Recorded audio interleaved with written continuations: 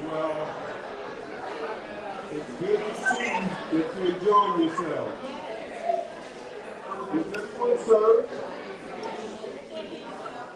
It's good to see that you're enjoying yourself. Was everyone served? Was anyone overlooked for a meal?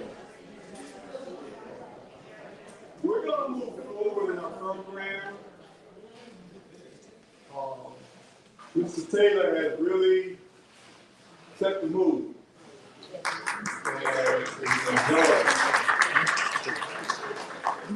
And now we'll continue on with this Mauricio Rowland. Walk off the second side.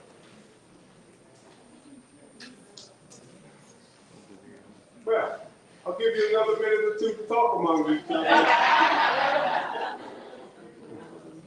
And once she returns, we'll continue on with the program. We hope you guys enjoyed your meal and that you got enough. And at the end of the program, if you didn't get enough and would like to take us to go plate, I think we're going to prepare some. I don't know if we'll have enough to cover all, but until it lasts, please feel free. Thank you.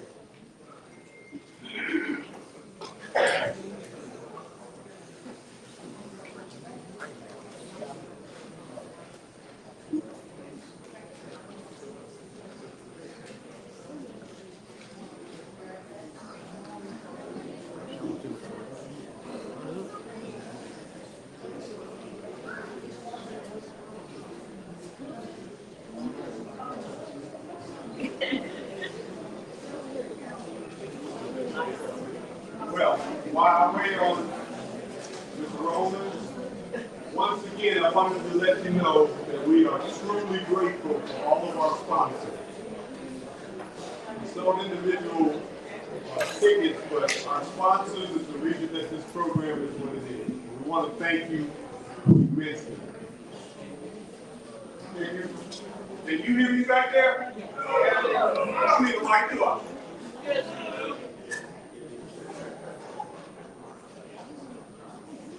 I apologize, Steve. Can you hear me now? Yeah. Let's have a little fun. I was speaking on, I'd like to thank all of our sponsors. This program wouldn't be what it is without you. You can give yourselves an applause.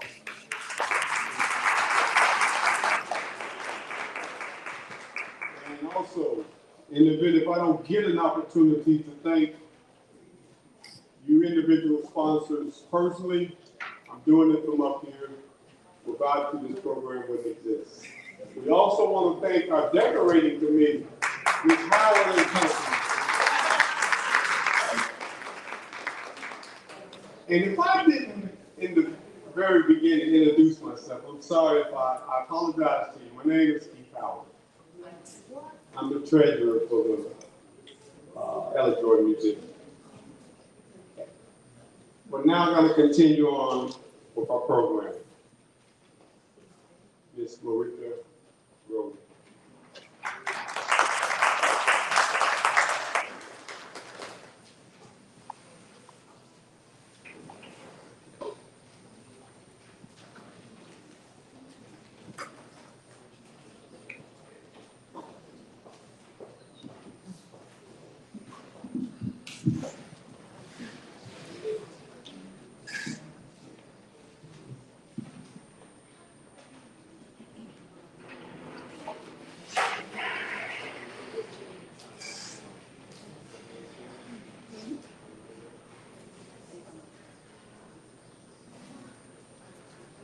Can you all hear that? Yes.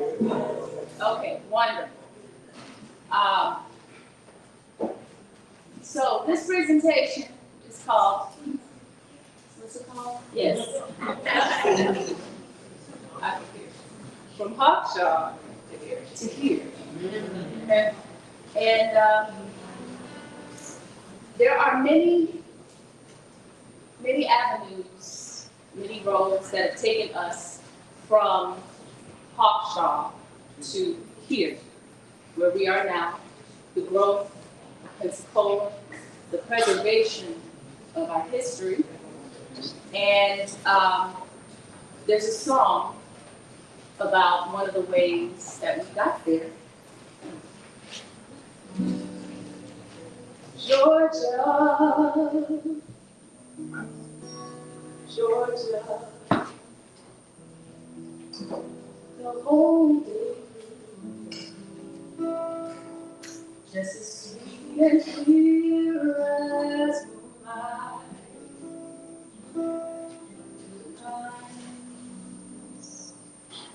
Georgia, oh, Georgia, no peace I find, just an old sweet song keeps Georgia on my mind. We never forget our liberators, those who set us free from bondage that we never knew we were in. As children, we are not necessarily in bondage, but liberation has to be modeled. We have to see what freedom is. And freedom is information and education, and the ability to comprehend and synthesize. I remember my parents were my first teachers, and I give love to everybody that read to me when I asked them as a toddler. I was little, and I would say, read to me, please read to me, and everybody would indulge because I was cute. I thank God every day for putting me on this earth before smartphones. Does anybody else have that testimony? Thank you, God, there was no documentation. My grandmother was a reader, and she and I would sit in the den with books and magazines. And anytime we went to Padova Mall, which at the time consisted of Gapers and Parisians before Dillard's. If you know, you know. I would ask to go to Walden Books. And this was before Books A Million and Barnes and Noble to see if the Sweet Valley Twins books came out. Now, when we go to University Mall, if we were going to Morrison's, we were going straight through McRae's, right? Of course, we'd stop by the shoes, and then we'd go upstairs and take the elevator through the housewares to the children's dress section. When we would come back down, we would say hello to our people. And if I was going with my daddy, I knew I'd already go and see Miss Georgia. Her gray locks fascinated me. They would have their conversations, and I would mindfully look around, and it was time for us to go. We'd say our goodbyes, but I remained fascinated. And fast forward to the opening, the gathering, it's fast forwarding to my introduction to Black literature. B.B. Moore Campbell, Tina McElroy Ansa, Elin Harris, Alice Walker. I wasn't ready for Mother Morrison just yet, but I definitely snuck and read Terry McMillan under the covers. I'm grown now, you can't look me. Mother Georgia introduced me to the world of Black stories and Black experiences by Black people. Coming from a predominantly white private school, I would walk into the building on East Street and feel my Blackness settle in me, smelling the incense and oils, and we get our church materials from her, circulating our Black dollar in our Black community instead of rushing to the Gospel Lighthouse. So now you can understand why I revere her so much. And I pray that I can honor her and help continue the work that she and her beloved Johnny laid the foundation for here in Pensacola. I hope you will indulge me by honoring one of the most important people in my upbringing. She gave me books. One of her favorite pieces of poetry is Teach Us How to Live by Helen Steiner Rice. To honor her, I've set this to music, and as I honor her, I hope this will bless you as well. I can get my pages together.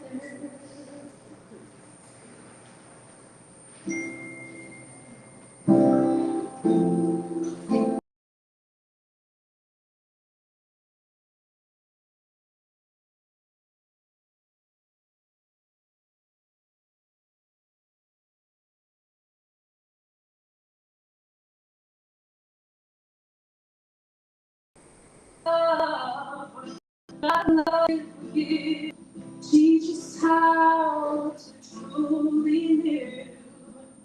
Ask us not our race or creed. Just take us in our hour of need. Let us know that you love us too. we are a part of you. God of love, forgive, forgive. Teach us how to truly live.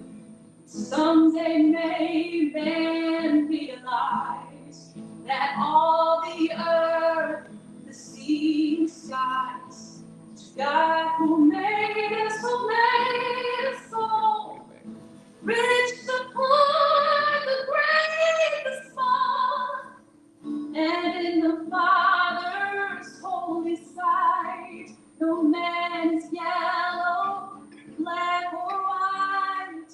God of love, forgive, forgive, teach.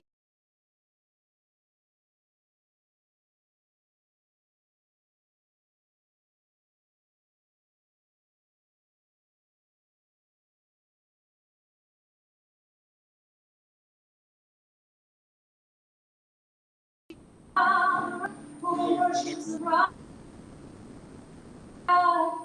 other. God of love, forgive, forgive, teach us how to truly live.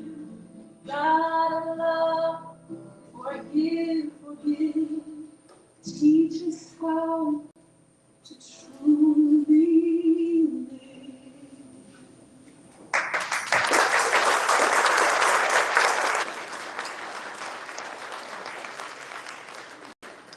How do we get from talk shop, power of one? One vision, one choice, one conversation, one yes, one step, one breathe. We stand on the shoulders of giants so that we can see better. Because without vision, the people what? Perish. So reflecting on the platform and embracing the future. And the Ella Jordan House is the beginning. There are so many, that there's so much history in Pensacola. I know that each one of you could probably write a book. And just the names of influential people here.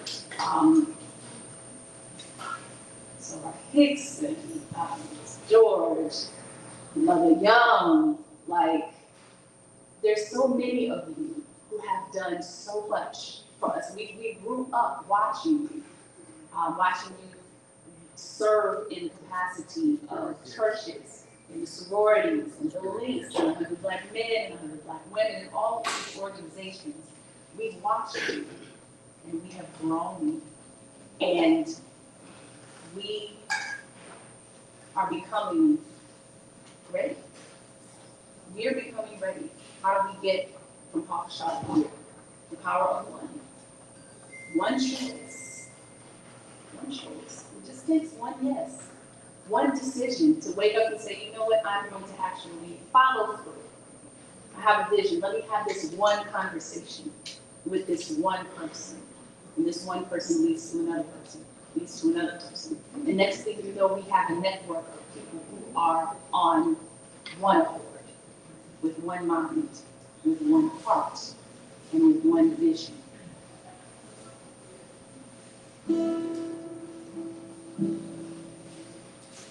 We are the ones we've been waiting for. Let's come together, come together. We are the ones we've been waiting for. Let's come together, come together. We are the ones we've been fighting for. Let's come together, come together. We are the ones we've been praying for. Let's come together, come together. We are the ones we've been waiting for. Come together, come together. One mind, one heart, one vision, on one accord. the power of one. That's how we got from auction to here. Thank you.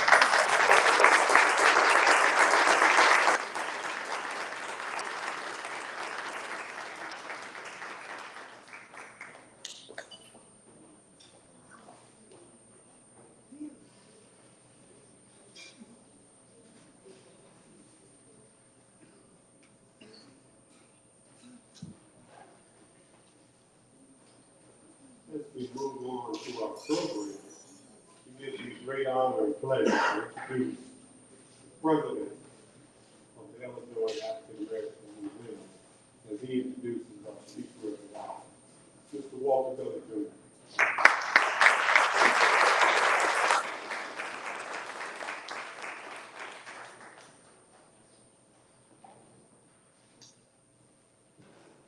Greetings all. It is my distinct honor and pleasure to introduce to some and present to others our distinguished speaker for the evening in the personage of Dr. Rockman K. Johnson. He is a proud native son of Jacksonville, Florida. Upon graduation from Ribault High School, he went on to matriculate at Edward Waters University, where he earned a BA degree. He moved from there to Seton Hall University, where he earned an MA degree, and furthered his education at Jackson State University, where he earned a PhD. His leadership spans numerous boards and initiatives, including but not limited to the Jacksonville Civil Rights Task Force and the La Villa Gateway Project Steering Committee. He is a member of the National Black Association of Black Journalists. He's a proud member of this little organization called Kappa Alpha Psi Fraternity Incorporated and the Sickle Cell Disease Association, just to name a few. Dr. Johnson is a member of the Jacksonville, Florida City Council, where he is a champion for smart urban development. He is also a celebrated writer, authored Living, Loving, Letting Go, and award-winning poetry collection.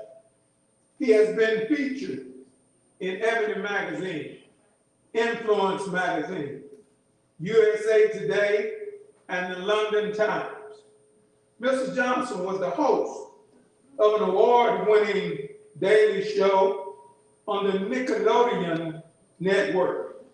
He was recognized as Florida Times Junior 10 to watch for the decade.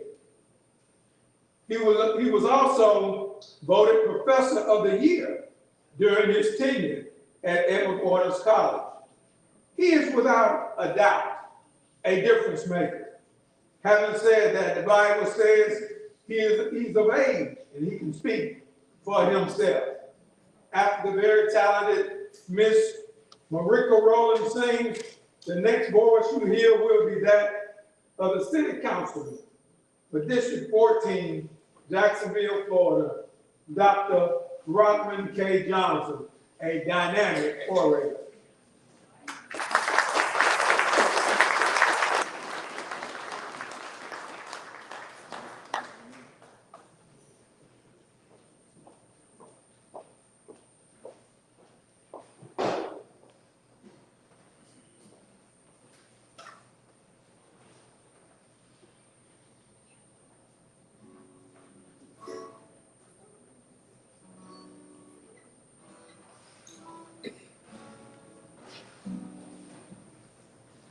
This is a song I welcome you to sing along. There are some people who don't want other people to sing along because they believe that what comes out is questionable. I don't believe that. I believe once you hear what we start to sing, it's going to be your testimony as well. Amen? Amen. God has smiled on me. He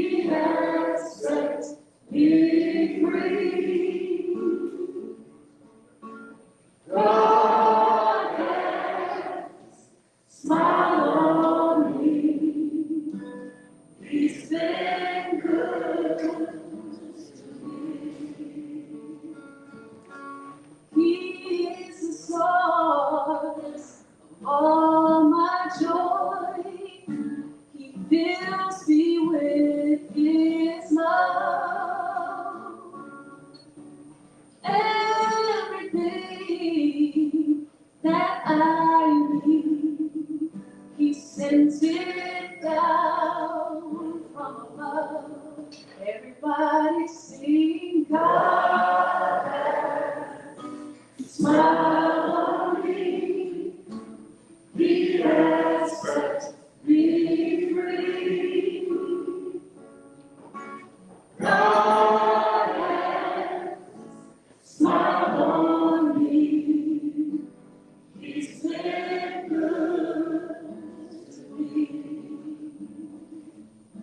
A light unto my path is He.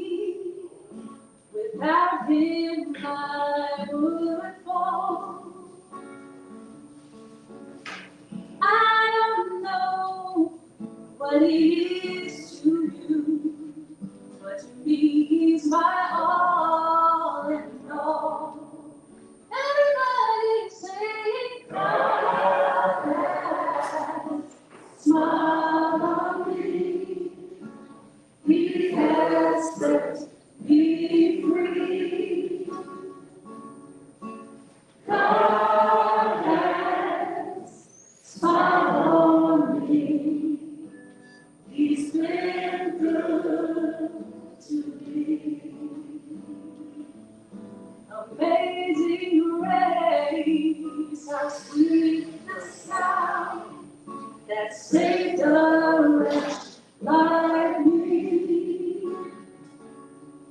I once was lost, but now I'm found. Was blind, but now I see. Everybody sing, God has smiled on me.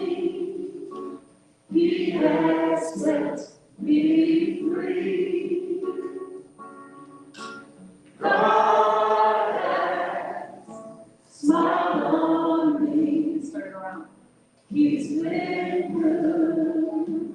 He's been good. Everybody good. He's been good. Waking up this morning. He's been good. Started to on your way. He's been good. Taking out a hard job. He's been good. Hope somebody here.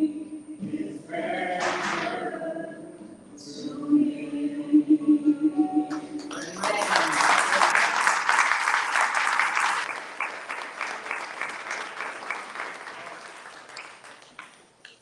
I was thinking about our yesterdays and digging through the rubble, and to say the least, some of us went through a heck of a lot of trouble. To say when we looked things up that we wouldn't fare too well and possibly come up with unreliable pictures of ourselves. So I did the research. I wanted to see what was there, and I looked at what had been done so far. I understood all of the things that they said, and I understood that there was more to do, not even driving in a car. Now, the other folk discovered Africa. They named it fair and square. They couldn't be going and telling nobody what to do because, according to them, there was no one there. And then they appointed someone to make everything legal. Didn't need no leases or deeds. They took what they wanted because of sanction, chivalry, and greed. Now, when the natives got restless deep in the jungle, they would call that guerrilla attack. They never decided that these folks had finally got wise and decided that they would fight back. And yes, there were masters of hunting and fishing and love and primitive arts. And yes, there were masters of all of the disciplines, but courtesy came from the heart. Now, there are other examples galore, I assure you, but if it were all left up to me, I'd swear every time, this version ain't mine. That's why it's called his story. I greet you in the Arabic words of peace, Assalamu alaikum. I greet you also in the Hindustani words of greeting, where Mahatma Gandhi and so many other freedom fighters in India worked to ensure that people were able to be seen and valued as they were. Namaste. I greet you in the language that's spoken in South Africa with Nelson Mandela, who was truly a fighter for freedom, justice, and equality, and set the tone for the world. I greet you in their language, Undabo, Nani. I greet you in the language of Japanese, Ohayo gozaimasu. I greet you in Chinese, Ni hao. I greet you in the language that are spoken by our brothers and sisters who are Israeli, the language of Hebrew, Shalom. I greet you in the language that we use in this country in the celebration of Kwanzaa, the language of Kiswahili, Jambo, Habaragani. I greet you in the language that the Yoruba people speak in Central and Western Africa, Fanga, Alafia. I greet you in the language that Jose Rizal spoke in the Philippines, where he fought for freedom, justice, and equality in that country. Como esto po kayo. Last but certainly not least, I greet you in the language that we so crudely call our home, English. What's up, how y'all doing? I was gonna be bored, man. First of all, I want to say thank you. I greet you in those languages not just to show you that I speak other tongues, because I do, but to show you the universality of the world. I wanted you to understand that when we segregate ourselves and say we are just this people in this place, in this time, we take away the movement of a people globally. So it is important for us to connect. I'm so honored to be here. I know the protocol has been established, but I want to say President Walter Gully Jr. and the distinguished board of directors of the L.L. Jordan African American Museum, to our gracious master and mistress of ceremonies, Dr. Pilcher and Attorney Allen, to our clergy, to the elected officials who were here, educators, our scholarship recipients. Shout out to Sean, to David, and Naraya. I read y'all stuff, y'all bad. I read that seriously. But to everyone here, most importantly, the remarkable, amazing, outstanding people of Pensacola who thought it not robbery to protect history, good evening. Good evening. Now, I have the privilege of speaking and lecturing across the country, but Florida is home for me, so it's an honor when I can come home, and especially when I like to talk to folk, I want to know who I'm talking to and what I'm talking about. So as a researcher, I did some research on Pensacola, who she was, what she brought to the table. It's been a while, I'll say it's been a while since I've been there. Jacksonville, got to brag a little bit, largest city in land space in the country, and with large cities come large problems, so I have been able to come here in a while. But when I was researching Pensacola, it told me a story about you before I ever got here. And it whispered. And what I could hear Pensacola saying to me was, remember me honestly. Not sentimentally or selectively, but honestly, because the strongest communities are not built on mythology, they are built on truth. And that's what remembering history does. We bring truth together so people hear it. And Pensacola remembers. She remembers through Belmont de Villas, where enterprise and music and faith and family transformed 35 city blocks into what became known across America as the Harlem of the South. She remembers through Bruce Beach, where black families created joy along the shorelines, even though segregation said they were not supposed to. She remembers through the courage of Reverend H.K. Matthews, an ordinary citizen in some ways, but extraordinary in the work that was done, refusing to surrender to injustice. She remembers through General Daniel Chapman Jenkins, whose life became living proof that excellence can shatter barriers that law cannot just dismantle with the law. Sometimes it takes presence, and the general was there and ready to serve. And she remembers most importantly tonight through Ella L. Jordan, whose name reminds us that preserving history itself is an act of leadership. That's what true leading is about. Memory is not just found in books, but it's found in the lives of people lived and the work that's done. That's why this institution and the artifacts it represents is so important to what you are doing. Every child who walks through the doors of the museum or who lives in this community should remember something different and proud about themselves. You see, in Jacksonville, on the council, one thing I try to remind folks, we got a $2 billion budget, and it sounds like a lot of money. There's a lot of smart folk that serve on the city council with me, but one of the things I remind them is that every dollar you see in that budget is an individual with a story. And those stories, something I spent a lifetime telling as a TV news anchor reporter and writing about and lecturing about, those stories are what changed the world. I find them fascinating, but the beauty is we are all contained in those stories. I tell people all the time, we have a museum in Jacksonville, the Ritz Theater and Museum in downtown. It was once dilapidated and falling apart, but the city put the funds in to make the Ritz what it is today. If you get a chance to come to Jacksonville, you gotta check it out. Ritz is an amazing space. But one of the things I tell people when I remind them is that Black history is American history.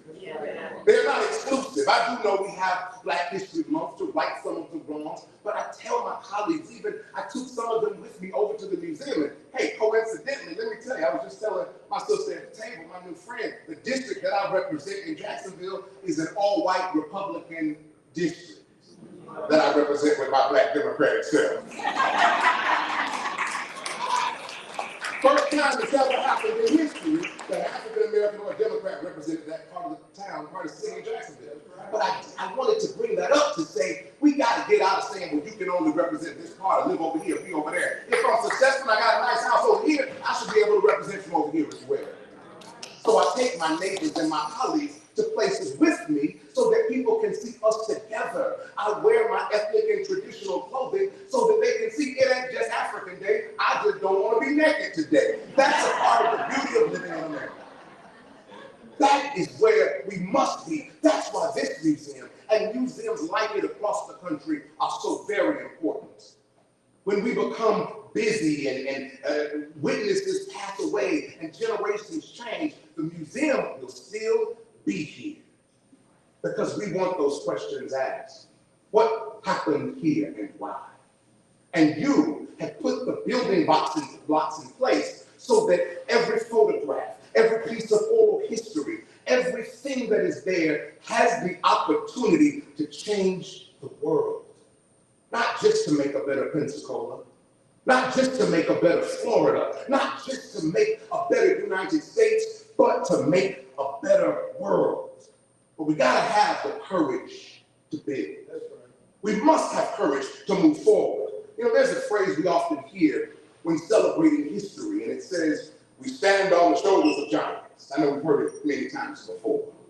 It's a beautiful phrase, it's inspiring, but in many ways, I think when we say that, it is incomplete. Now, we do stand on shoulders of giants, but giants didn't become giants just so somebody could stand on their shoulders. They became giants because they were fearless. They became giants to us because they stood up and said, I will stand even when no one else does.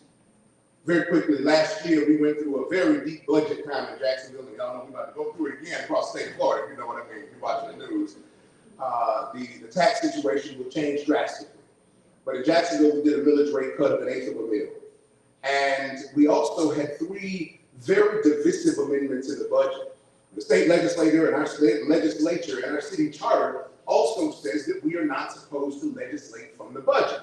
One of my colleagues in his infinite wisdom, I'm gonna just call it that for now, but he decided to put amendments in the budget to move against the woman's right to choose, against immigration, and against diversity, equity, and inclusion.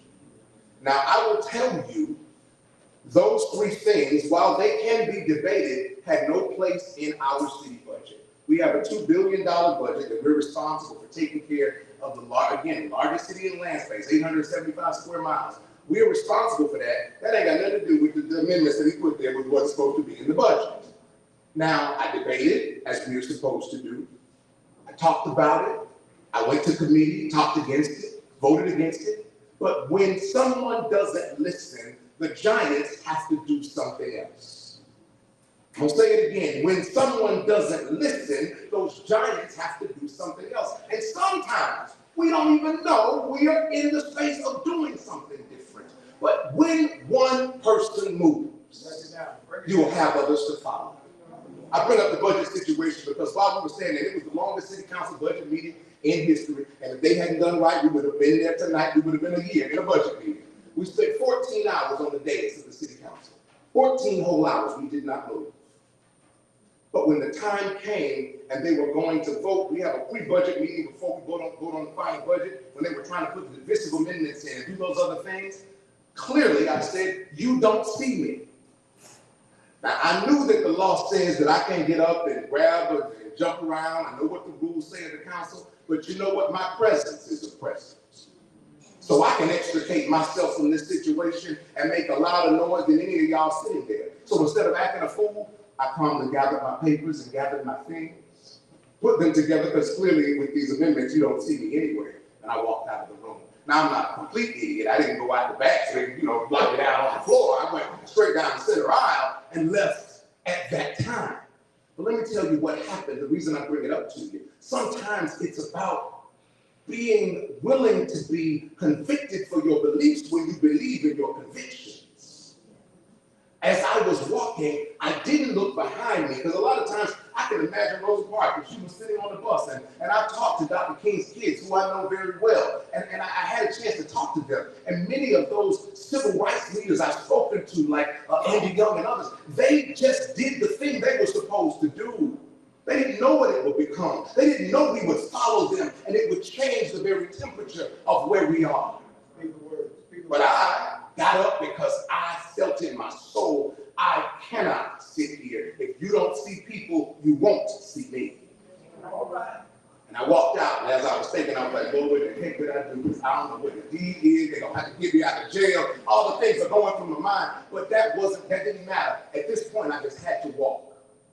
I did not realize that my other colleagues behind me started walking too. I had to have the courage to get up and walk out, but I couldn't look behind me, because y'all know what happened a lot, right? She looked back and y'all know the story. So I kept walking, and when I got outside, I looked behind me, and some of my colleagues were behind me, and it shut the whole meeting down. Right? And of course, they said the police, no, but I'm gonna tell you, they shut the whole meeting down.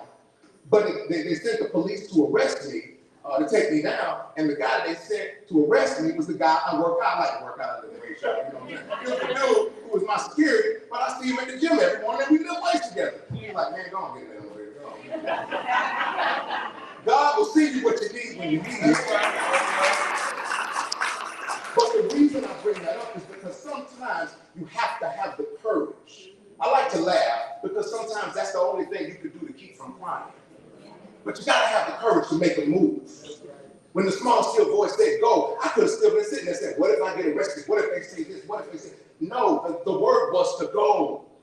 And the news said, did you all plan this? It looked planned when you all got up. And I had to make a little joke. I said, well, there's a thing in the black community, we might not tell you, but I'm gonna let you know a little secret. One black person see the other black person run, they're gonna run too. We'll figure out why we run when we get there. And the news thought it was funny. It's true though, am I right? Why we running when we get there. But what was important was that we had an opportunity to make change.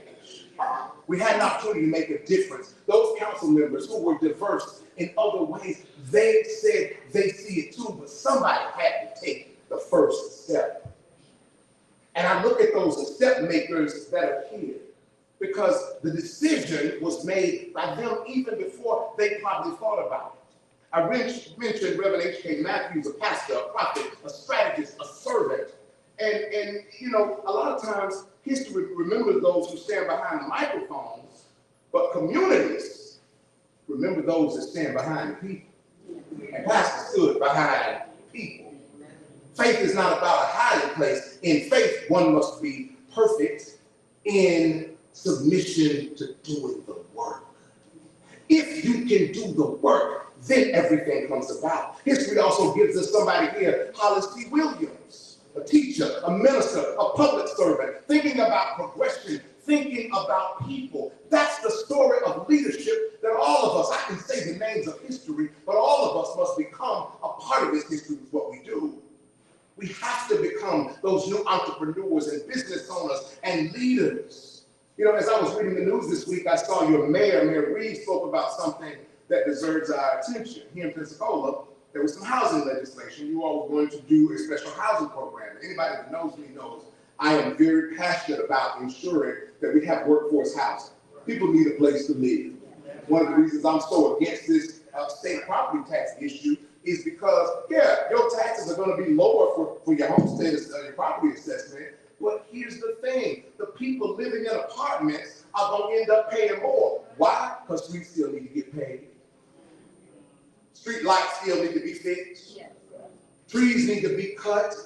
There's still things that have to be done, and the only way to get those revenues is by fees and sales taxes, which means the people living in apartments are not going to have enough money to save, because if it's tight now, imagine how much tighter it is when sales tax ends up being 12 to 15%.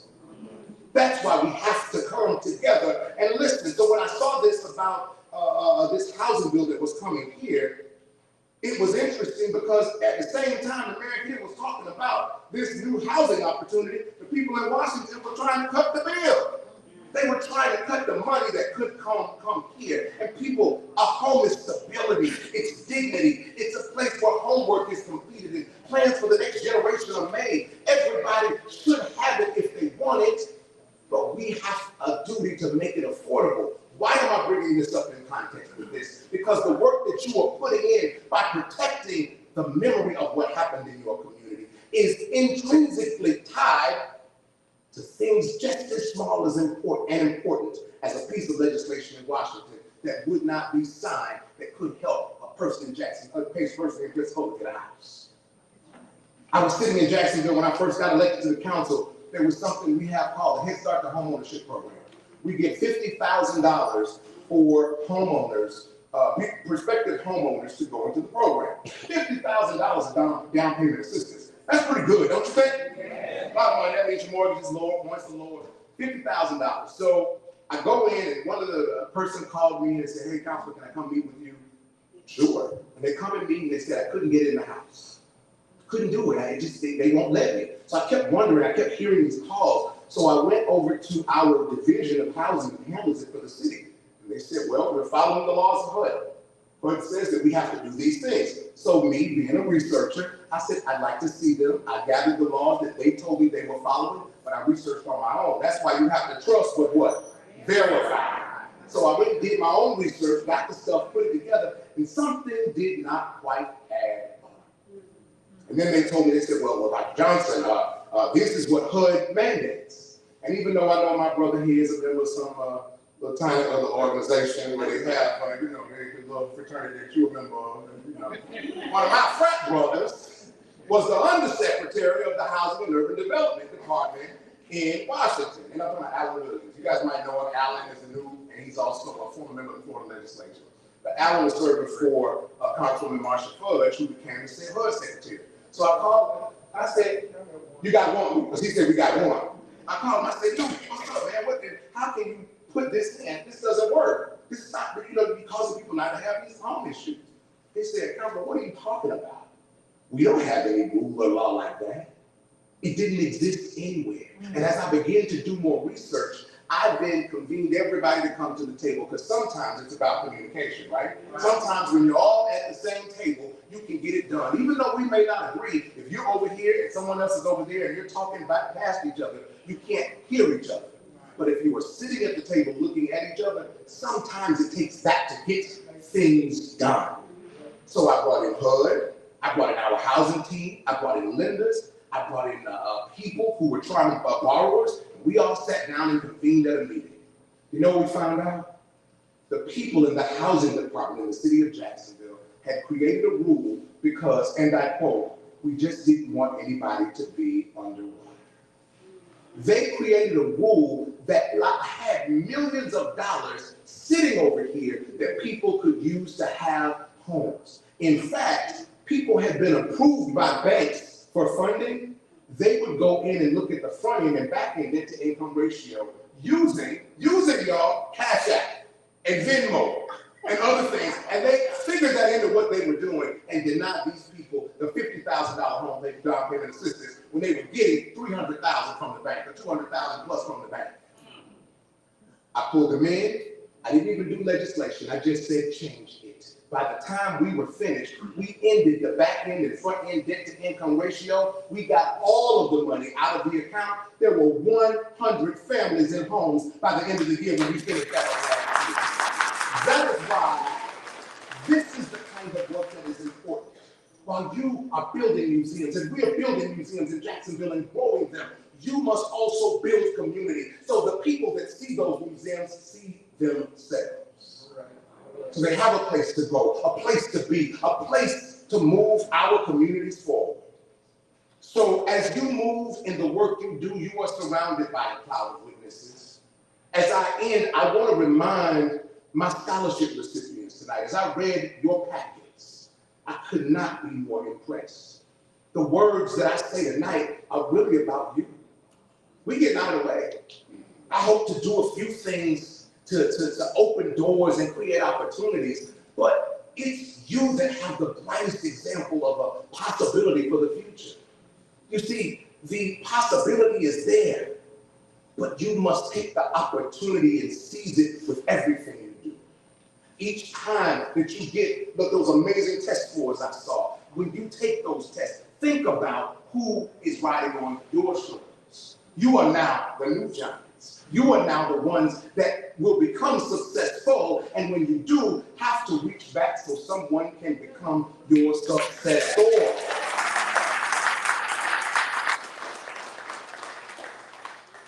Every generation receives a question. So my question for you is, when you receive your territory, it's rhetorical, but I ask you to keep this in your mind. When you receive your movement, when you receive your word, will you admire it or will you enlarge it? Will you protect it or will you deepen it? Will you pass it forward stronger than it was when you received it, or will you just sit on it? Because make no mistake, you are history, and right now you're writing it. So I hope that these words will not only inspire you to be and do better, but for all of us in this room, remember, while we are still breathing, the museum that was planted, the seeds that were planted to create a place for us to maintain history, it's not just about Black folk, ain't just about white folk. It's about building community folk. That's why I love to see the beauty of this room. And I urge you to move like you are outside of your comfort zones and bring others to the table. Not just socially, but politically. Take them to your church, most importantly to the museum. But what we must do is prepare their path. We can open the door. We can prepare the runway, but it means nothing unless we put forth the work to make sure that their paths are easier. I want to leave you with something that is very near and dear to me. You know, I love poetry. And although I did write a book in my poetry, one book of the year from the American Library Association, I'm very proud of that. However, I'm going to share something with you that means so much to me. And today, because I know he's cute, it kind of hurt because the man who wrote the poem, I'm going to say, is cute as well. So, you know it's coming, you know what I'm saying? So, but I still, and I say that jokingly because our Divine Nine, for all of those Divine Nine in the room organizations, much love to all of you. One of the first orders of business I did when getting to the city council is I made sure that all of the Divine Nine organizations were able to get a non-competitive $15,000 grant from the city. And the reason I did that, it's important. And I've done the same thing with the men and the 100 Black Men and other organizations. And let me tell you, the reason I did that is because the organization's already doing the work. The Deltas, the AKAs, the Sigma Gamma Rhos, the Zetas, they're doing the work. The Qs, the Kappas, we work together. We just had a Kappa kickball game where we raised $10,000 to go into the money that we're doing. We've already, with the Qs and Kappas together in Jacksonville, given more than $3 million in scholarships over the past 10 years. Just from the stuff that we're doing in small ways. So I try to pay it forward in the ways that I can, not just personally, but now that I'm on the council, politically as well. But I urge you to let that be an example for you. That's how we move community together. So for all of the things that you will go through, that you have to deal with, I leave you with the words of Langston Hughes, especially my scholarship recipients. There will be rivers that you have to cross. There will be streams that you have to There will be times when it will not be easy. I'm gonna tell you this, and I'm gonna get to my point. I'm gonna sit down. Recently, and I'm gonna let y'all in on my little business. Don't send me a therapy bill when I tell you this. Recently, I ran for vice president of the Jacksonville City Council. It was an unprecedented move. It was a lot of work. And I did not, and I'm not gonna say I lost, I did not become the vice president of the Jacksonville City Council, but I did not lose. Some of y'all will get that on Sunday. And in running, I challenged how the system was done. I was on the way here yesterday. I found out as I was trying to get here, and I had to stop and do some interviews. I'll be sitting on the finance and land use and zoning committees, which are two of the most important, powerful committees on our council, because it deals with the money, number one, and number two, and most importantly, with all the land we got to figure out how to use it. But it allows me to be a little more intentional on ensuring that people have a place to live in home ownership. So I'm excited about that. But I was sorely just interested as I went to my colleagues asking them to vote for me for vice president. And they told me, and I share this with you, I want you to hear this. I didn't plan to say it, but I'm gonna tell you. All of them told me, you are the best of us. You've done more work than we have. You've created initiatives. I mean, if you look at the records by the numbers, I have more legislation that has been adopted than any freshman in the history of Jacksonville City Council. In history. I have, and I said it because I need to see some love. I'll tell you, I've got 5 degrees, 2 from Edward Waters, 2 from Seton Hall, and 1 from Jackson State. I have more formal education than any member ever in the history of the Jacksonville City Council. Okay? My colleagues looked at me and they said, you know you're supposed to be the vice president, but we can't vote for you. They said that. I'm not saying in a meeting. I'm telling you what people told me face to face. I just asked one of my colleagues, I said, could you just second the nomination? Just second it for me, so at least I can be on the ballot. He said, Dr. Johnson, you know I love you. You know you're my friend. And you know you are the best candidate in the race, but I can't do that. Yesterday morning, when the committee assignments came out, like I said, I've had more legislation passed, and by virtue of how I look, being black, and I'm a super minority on this council, and being a Democrat, it's a mostly Republican council, I shouldn't have got any legislation passed. But I got more than all of them put together passed, because I came with data and information. I was looked over for any committee chairmanships. Didn't get it. Now, I could have taken that as a gut punch, because what it reminded me of is something my grandmother said to me years ago, and I will not tell my son this. Mama said, you have to do twice as much and you only gonna get half. Come on, some of y'all know, I've heard it before. My grandmother said, you gotta do twice as much to get half.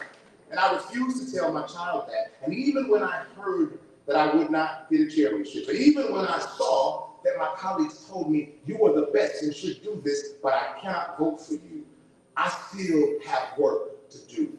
It's not about a leadership position or a chairmanship. It's about what you are doing while you're here. I share that with you because you will hit defeat. It was a gut punch when I put it all on the table and did all the work that they say I'm supposed to do. I did that and then some, and it still ain't good enough. But that ain't your business. Your business is to do the best that you can every time you can, in ways you can, so that you will go. I hope this sharing that with you reminds you that when the rivers come, cross them, but keep moving. Langston said, I've known rivers. I've known rivers as ancient as the world, older than the flow of human blood in human veins. My soul has grown deep like these rivers. I bathed in the Euphrates when dawns were young. I built my hut near the Congo and it lulled me to sleep. I looked upon the Nile and raised the pyramids above it. I heard the saying of Mississippi when Abraham Lincoln went down the North. I seen its muddy bosom turn all golden in the sunset. You see, as the Loans River, you know what I'm talking about, them ancient and industrial rivers. My soul has grown deep like these rivers. God bless you. Thank you.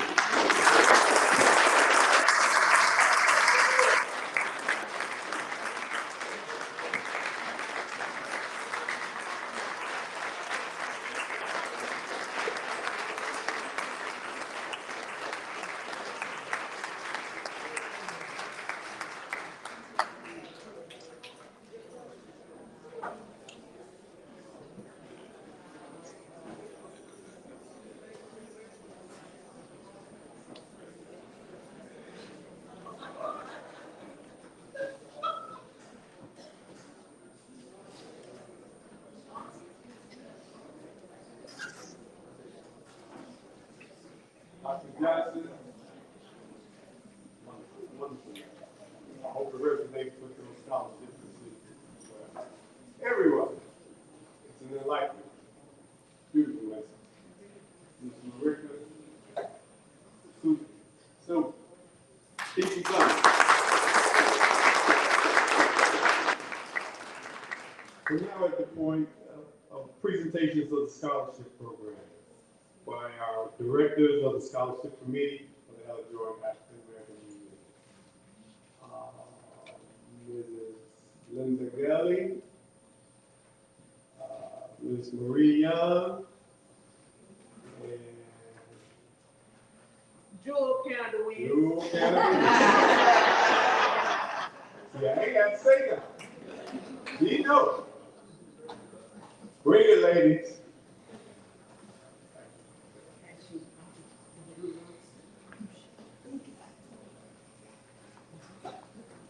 I move to nominate Dr. Johnson for Governor of Florida.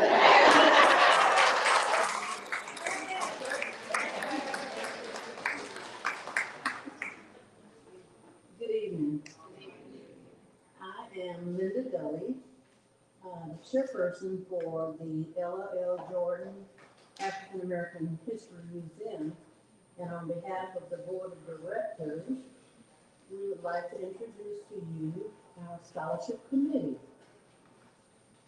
I also have with me former Commissioner Marie Young and City Councilwoman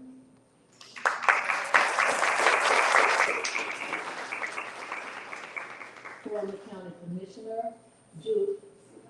City Council, Mrs. Jewel Canada Wynn. Our scorekeeper and tally person is in France, Lila Eubanks, so she's not able to be with us tonight. And now, what we've all been waiting for, the scholarship recipients. We have first, and I'm not going to tell you everything about these guys because like the speaker said, gosh, I thought I was doing something when I was in high school. But they are really awesome. The first recipient in alphabetical order is Sedavian Bradley.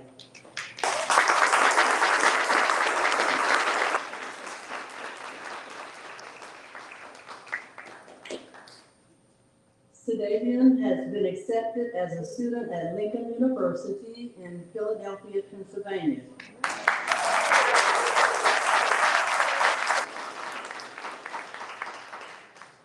In addition to the Ella L. Jordan, Georgia and Johnny Blackman $1,000 scholarship, Sedavian has received numerous scholarships, so many I dare not to mention them. As a youth ministry leader at Greater Little Rock Baptist Church, Ebony Cornish has seen Sedavian grow and mature within their church community. He is a devoted, inspiring young man whose spiritual maturity, humility, and servant's heart make him truly exceptional.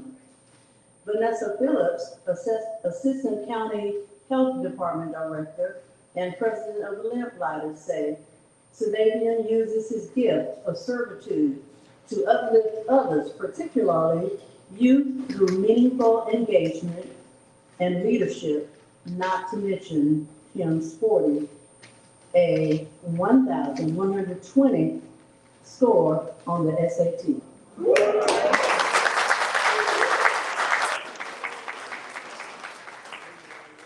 Sedavian graduated from Catholic High School.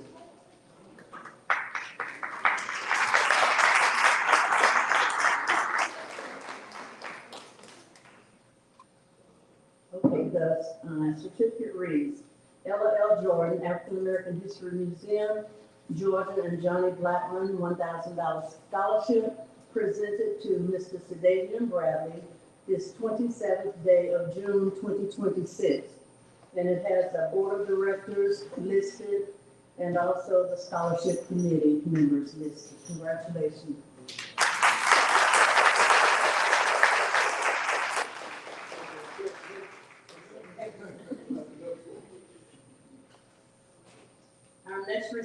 is Sean Jackson.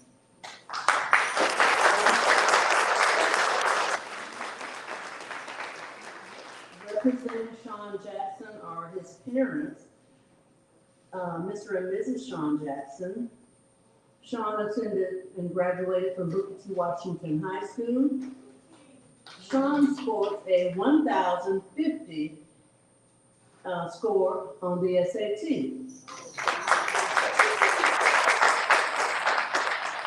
He also scores a 20 on the ACT. The Mechanical Engineering Department at Florida Agricultural and Mechanical University has already chosen Sean to admission for the summer term as a freshman, although he applied for the fall semester.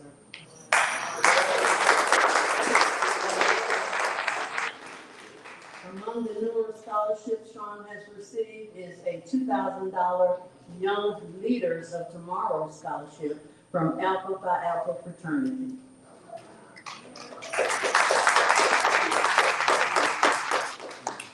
As with all of these applicants, it would take numerous hours for me to tell you about all of their volunteer hours, their jobs, the leadership opportunities that they have had, the various clubs that they have participated in. So all of them are great students.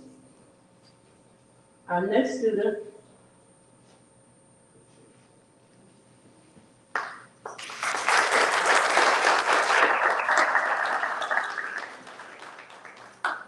Naraya Simpkins.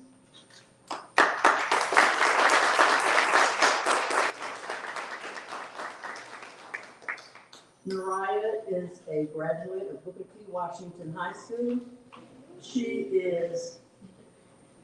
is enrolling in computer information systems, sporting a 21 on the ACT. She has a grade point average of 4.26. Naraya was enrolled in 5 AP courses.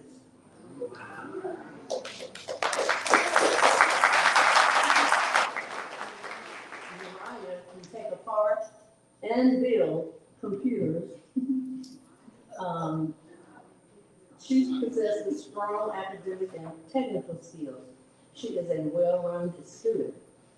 Lady Latanya Wesley writes, Naraya is a consistent attendee at church and shows sincere commitment to her spiritual growth.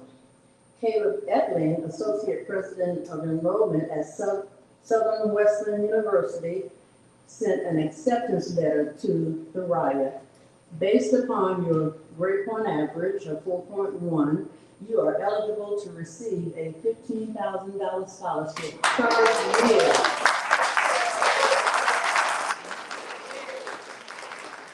Congratulations to Naraya.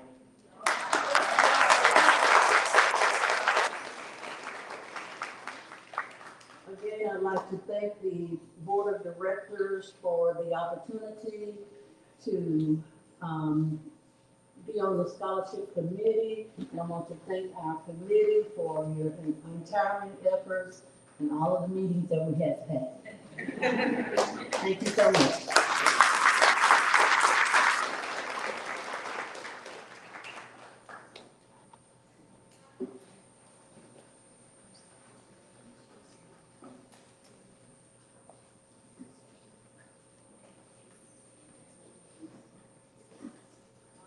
I've said enough. Now we'll come to this part of the program where we'll have closing remarks by our president of the Ella Georgia African American Union, Mr. Walter Bell, please.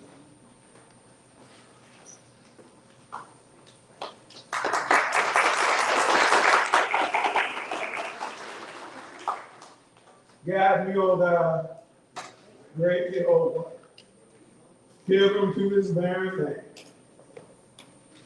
I am weak, but thou art mighty, hold us with thy powerful hand.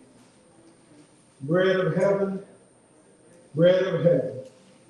feed us till we want no more. Give an honor to to our Lord and Savior Jesus Christ, who's the head of my life, we come this point to thank you, say thank you for the support of this community. You see scholarships presented tonight. Early in the year, we had a Martin Luther King Jr. writing contest, where we awarded 3 other donations to young people, encouraging them to be able to develop their thoughts in their minds. Thank all the parents, thank all the business leaders who came out, thank the community, thank this scholarship committee for doing an awesome job. If you ever see them at work, you think they're judging kids for dissertations. You can't be late. You can't come and they're not looking professional. You can't come with a paper that's been prepared by you, but it appears that it was at the last minute kind of thing. They will deny you right quick. Okay? Dr. Johnson. Dr. Johnson. You are a man among men. And I have met him previously. In my travels, I run across some very dynamic people. When I ran across him this past April, I said, I need your card. I called him 3 days later. He said, yeah, I'll do it. Now you heard him talk about all of his travels. So, little Pensacola, I'm sure it wasn't on his map. But we were able to get him here and he blessed us tonight.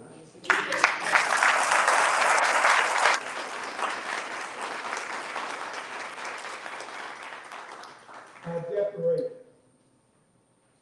Ms. Howard,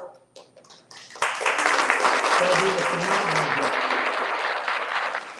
Phenomenal job. When I walked in here earlier today, you know, I'm like an old school teacher. I don't care how good it looks, you're gonna find something. So I left out, I said, oh man, we're ready. When I got back in the car, and I hit the seat, I said, hold up, where are they setting up the performance? So I come back in here, I said, what are you gonna do with this? What are you gonna do with that? I said, no, that won't work. Okay. I said, well, I'll put y'all in charge. So do you then?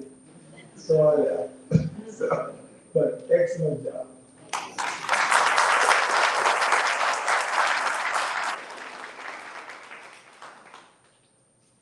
Ms. Rose never fails to answer the call. She is travels all over the world, been international, been performing on cruise ships. I mean, just all kinds of gifts and talents in Pensacola.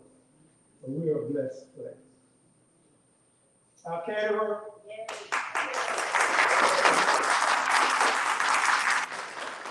2 years in a row, they have outdone themselves. So having said that, again, thank all of you for coming. Thank the board. Our board gets no pay. No pay. And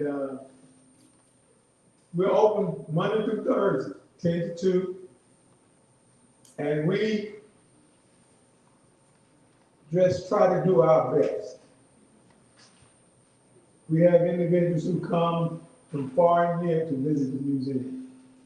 So we thank God for the donations that you make annually, sometimes monthly.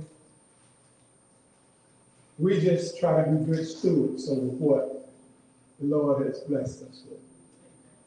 So having said that, pray that all of you have a good evening, drive home safely, and we'll look forward to next year. All right? Put us on next.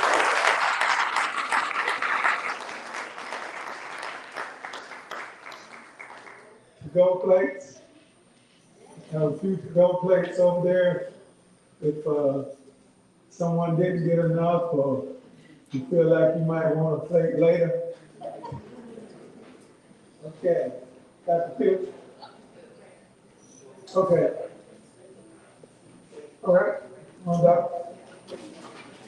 We're gonna have a closing prayer, and we have a podcast going on Monday. It's gonna involve the museum. So if any of you think if you may have something significant you want to share about this area, we have a young lady who's come over from Tallahassee. And this is also being televised at WBQP. So stay in touch with us. Stand, please. More applause. One other thing. At the end of the program, all the scholarship recipients, as well as the board, themselves, some folks. And the parents. For our closing prayer tonight, I think it's appropriate to utilize a prayer that another Johnson from Jacksonville, who was the organizer at the Delta Institutional Church, used as the closing stanza of his song, which was a prayer. So let us bow our heads. God of our weary years, God of our silent tears, Thou who hast brought us thus far on the way, Thou who hast by thy might led us into the light, keep us forever in the past we pray. Good night.